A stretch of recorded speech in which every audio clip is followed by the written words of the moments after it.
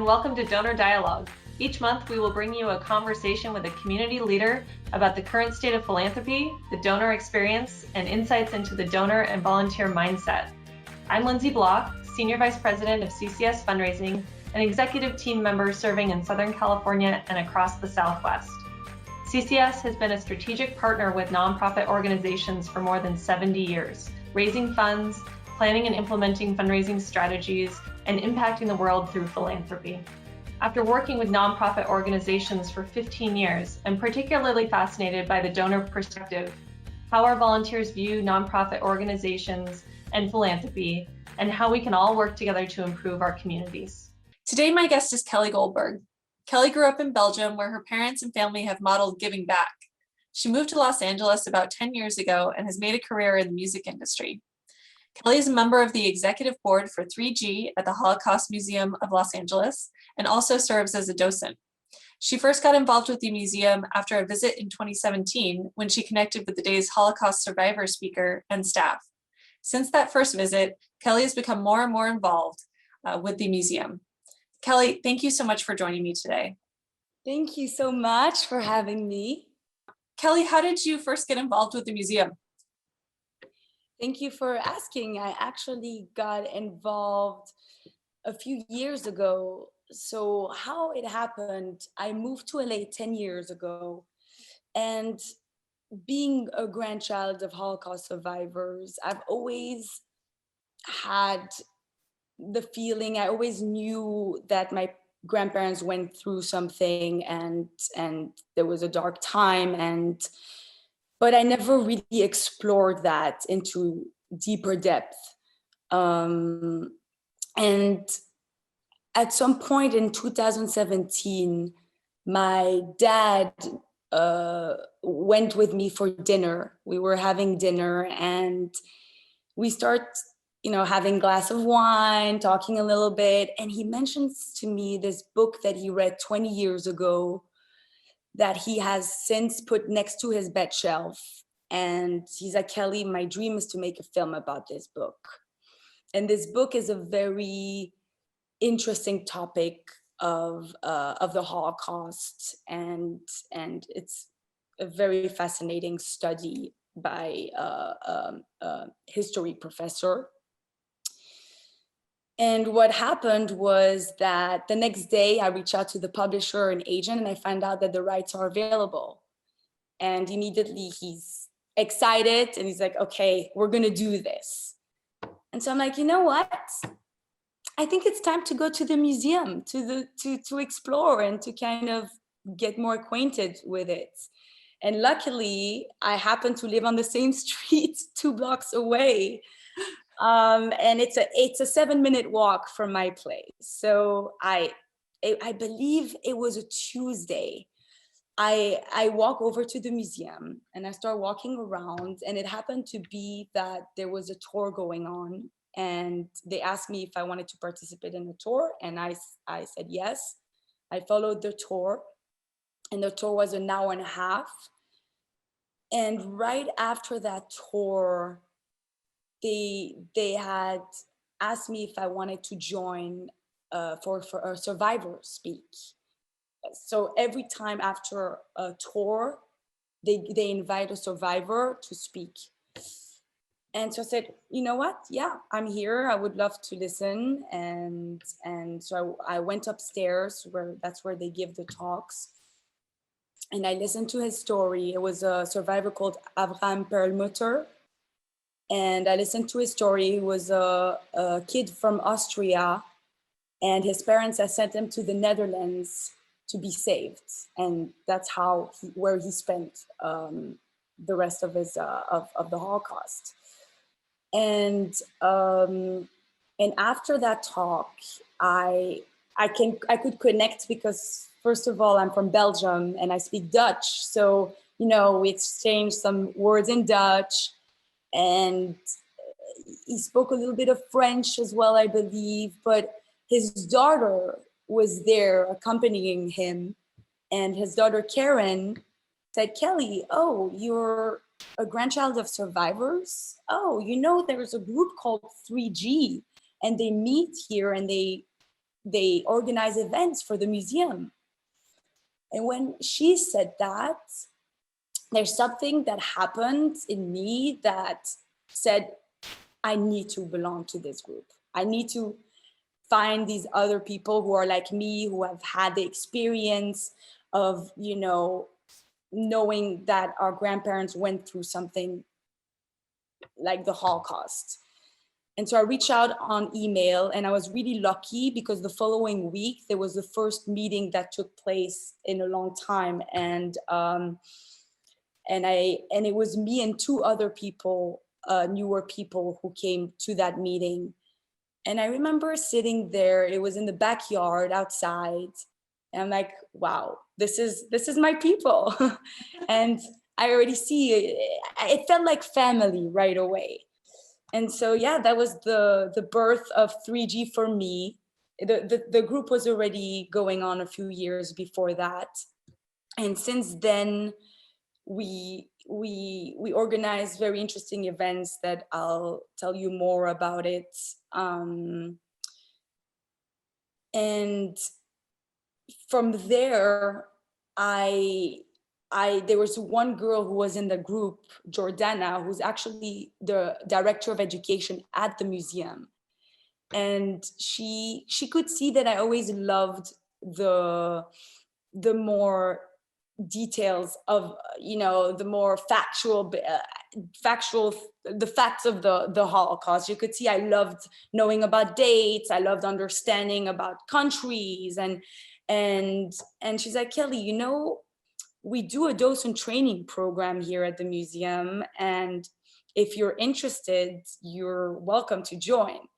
And I'm like, okay, I would never be a docent because I have fear of public speaking. So it's, you know, but I love learning, and I love learning about the Holocaust. It's a 10-week program.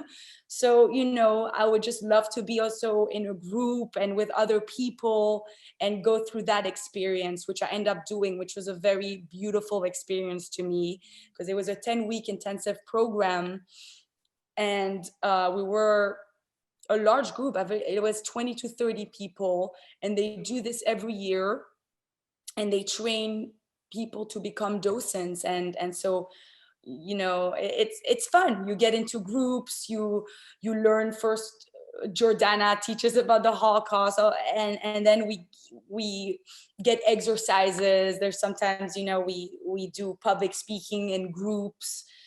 So all that experience kind of also gave me more of confidence and more of the need to want to educate the future generations, because the more I started learning and taking these the program, the more I felt compelled to want to help and the importance, understanding the importance of giving tours and of educating the future generations. And now you've been a docent for 4 years? That's right. It's been a few years, and it's been a beautiful experience. I get to see students come in, and the first question I always ask is, does anyone know anything about the Holocaust? And most kids don't know. Most kids have never heard the word before. And so this, I feel, is my opportunity to come in and to teach them. And so it's exciting for me, and especially to really, like, I will do the most that I can to keep it exciting, because I'm a younger docent as well. I want to make sure that I keep it energetic. I'm already energetic as it is. So, you know, I keep the kids focused and energized, which, you know, I'm glad to do. But it's so important because they come out of, you know, that experience. And even more than the tours, after each tour, there's the survivor who talks for an hour and a half, and the students, who have probably never heard of the Holocaust, they get and they see a survivor talk, and they hear their stories. And so they hopefully come home and they stay with that experience and really touch them. So then hopefully for in the future, they think, about different hate crimes, and they're, more open to people around them. Right. And that's a big part as well of why I love to see the students and teach is I want everyone to get along. And I it's something I always say in the tours is like, guys, this thing still happen today. There's still genocides going on today. We need to make sure, like, look at your roommates or your classmates, like be good to everyone around you, because these things are things that if you don't pay attention, they come over. And so it's making sure that it's never happens again. And that's why I love doing it. So you have this deep personal connection, but something I also noted in your story when you were telling us about how you first got involved is you had 3 different invitations all in one visit, right? So the invitation to go on a tour, the invitation to see a survivor speak, and then the invitation to look at the 3G group. Is that something that's very common at the museum, or that you've seen happen? What is it like there, and what keeps you involved? Yes, 100%. It's definitely something that I love a lot about the museum. And there's a feeling, I call the museum my second home. And a big part is because, like you said, the invitation, I got an invitation to come take the tour. I got an invitation to go upstairs to hear the survivors speak and to join the 3G. And so I think if any of these hadn't happened, I wouldn't have been here and I wouldn't have been that involved with the museum. But it's always been the staff and the president and everyone, all board members have always been so welcoming and so warm that to me, that has been a huge aspect and a reason why I keep going back.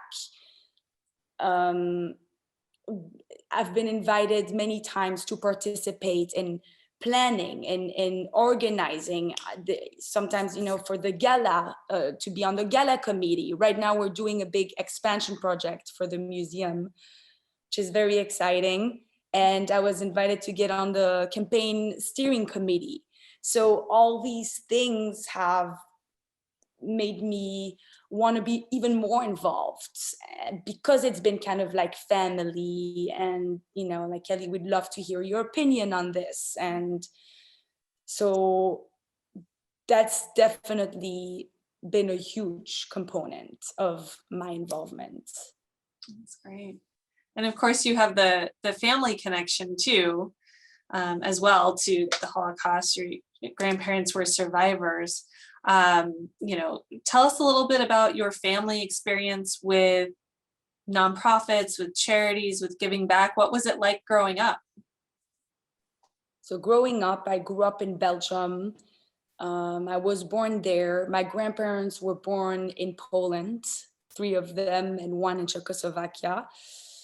And they survived the Holocaust, and they practically came to Belgium with nothing.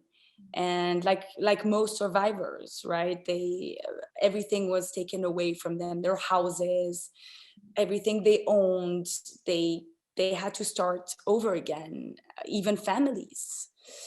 And so my grandparents worked really hard in Belgium. And then my parents, I think, with that mentality, they always had we have to work hard, and we're so lucky because we're here. I think there was a huge aspect of we survived. We need to, make sure that everything we have is shared and giving back. So I always grew up with the mentality of, let's help others. Both my parents were always involved in different nonprofit organizations. So I've always seen that of them. As a child, sometimes me and my siblings would participate, but the biggest part would be just seeing them being involved and go and just seeing how involved they became,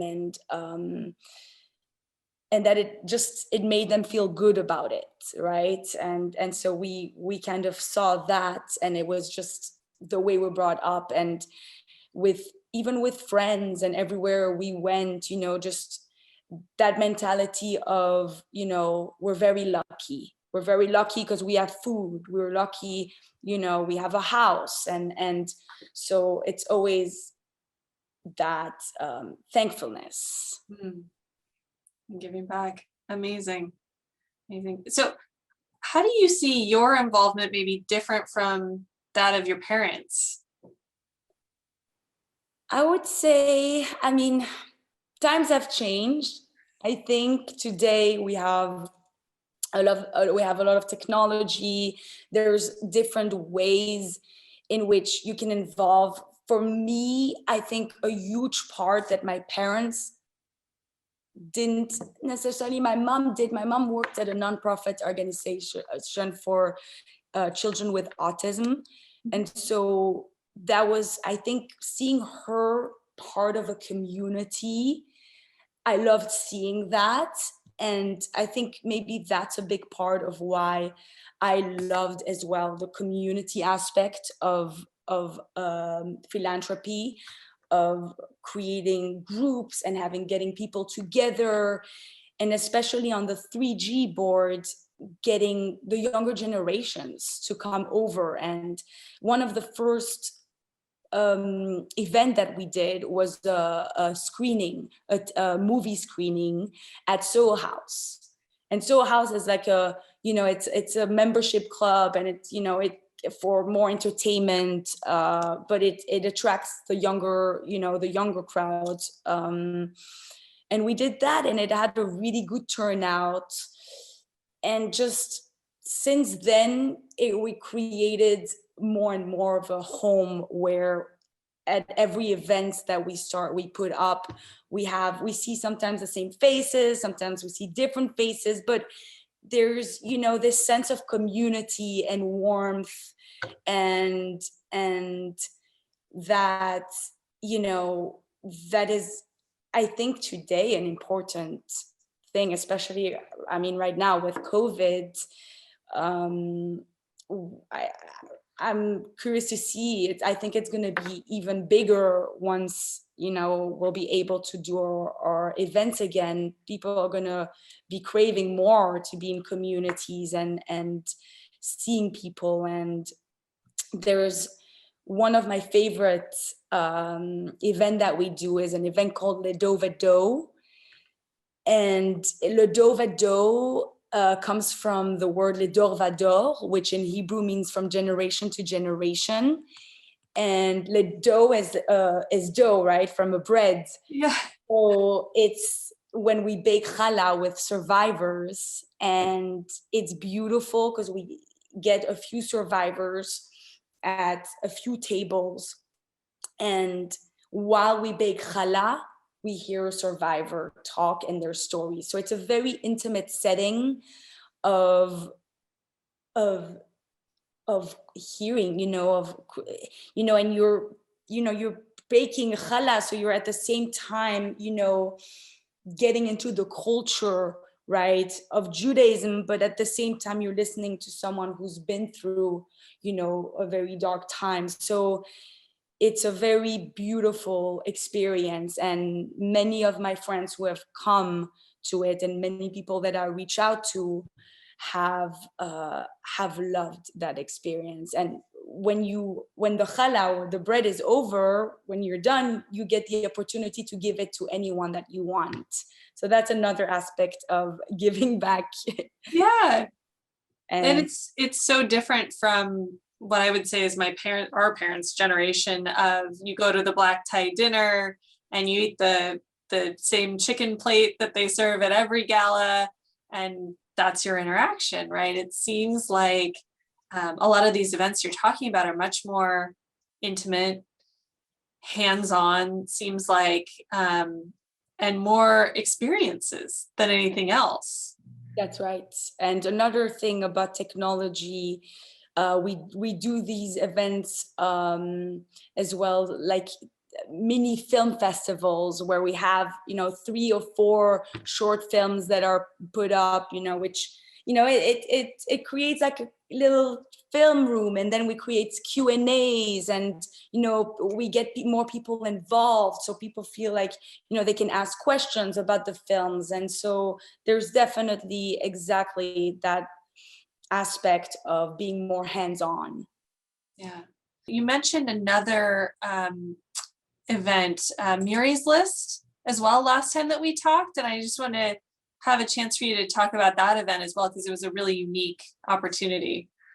Yes, thank you for bringing that up. Miri's List, wow, it was one of Passover. They did an event called Let My People In, which is a play on Let My People Go. And it was a Shabbat dinner where they invited, so Miri's List is an organization that helps with refugees settle in to Los Angeles, and they help with, if they need attorneys, if they need English tutors, financial assistance. So, we as a group, the 3G group, we were very attracted to the organization and wanting to do a event with them, because especially our grandparents were refugees, right? Or most of my 3G group, their grandparents came to the United States after the Holocaust, so they were refugees. So there's this connection where, what can we do today to help with something that we're familiar with, that's something that's deep. And so Miri's List, what they do is they do these super clubs where they get a refugee family that cook within the family. It's a beautiful thing, because at that specific Passover dinner, there was the mother, the son, and the husband, and they all cook together.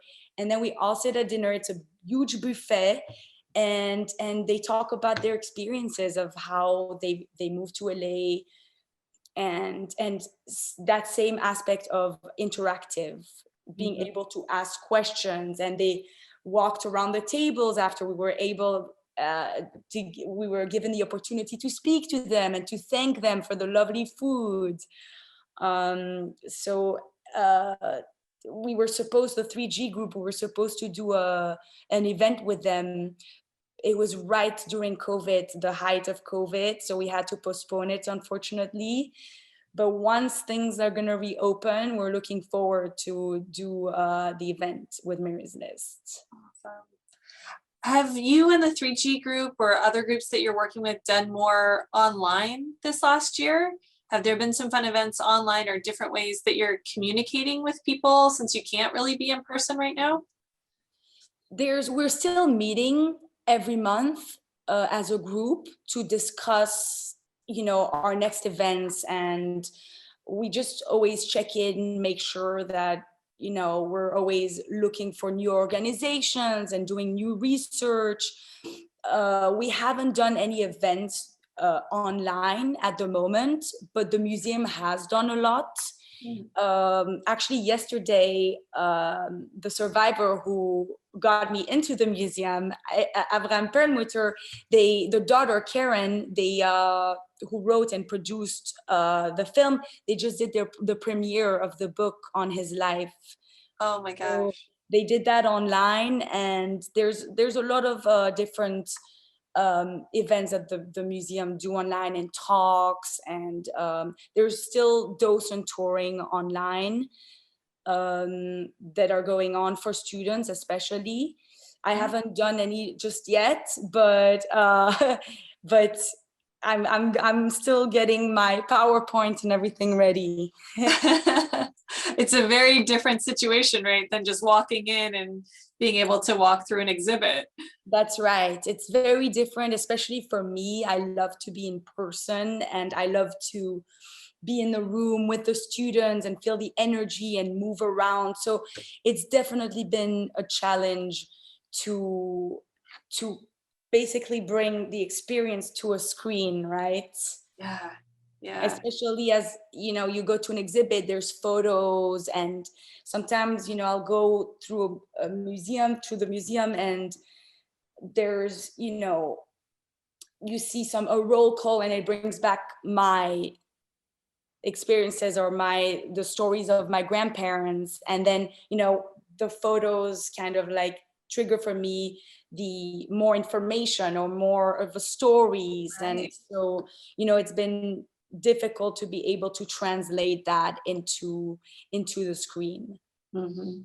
I wonder if eventually all this great work that you're putting in to figure out a way to do it in this format will transition to something the museum incorporates, being able to do both and instead of one or the other.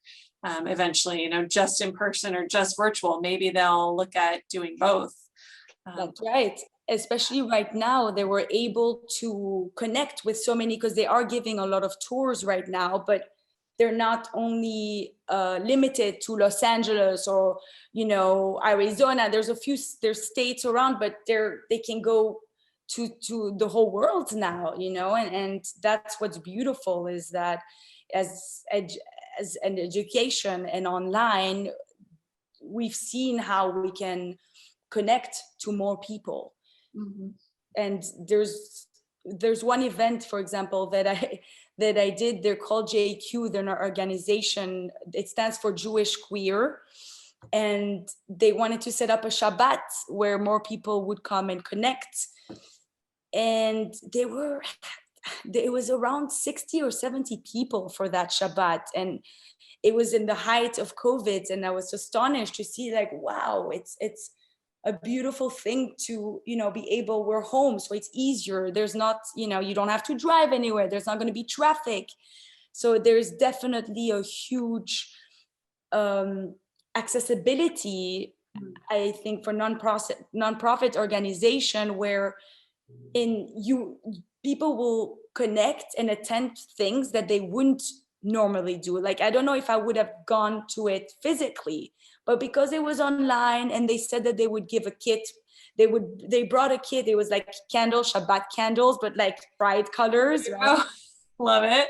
There was that. I think even the challah bread had like sprinkles with the pride colors on it. So, it was like a fun experience. So they brought the kit home, and then we would connect on the screen. And so that's definitely something that 3G was looking into, to do a Shabbat like that for the museum as well. But it's great how I see a lot of different communities connecting way quicker and easier online today. If you had one piece of advice for nonprofit organizations right now, what would your advice be? If I had one advice for people in organizations, I would say, in my experience, as we talked before, I keep coming back because I'm being invited to things. I'm being thought of. Like, even doing this interview with you, they're like, who at the Holocaust Museum would want to talk? It's like Kelly Goldberg, but there's that family. Oh, our cousin Kelly is gonna come. So there's that feeling of warmth and of welcome that I think is super important, to reach out in a way that's very welcoming and just in a very, how would I say that, non-strict way, I would say, right? It's very, homey. Yeah. Which it seems very organic to me, exactly. right? Oh, of course I'm going to think of Kelly for this because we know Kelly so well, right? So exactly. great. And so exactly that, being able to participate in different areas of the museum was a very big, I love it. I truly, it's my second home. You know, it's on my street. I'll go, walk around. If it wasn't COVID, I would have walked around. Even with my dog, I would go in and say hello to everyone. Oh, I love that. I love that. And just like home, you're familiar with it. You're in all of the rooms. You're part of everything going on, which I think just makes such a great case for being warm and welcoming and inviting and bringing people in. So, well, those are all my questions for you. Thank you so much. It's been such a pleasure to talk with you and spend time together today. Thank you so much, Lindsay.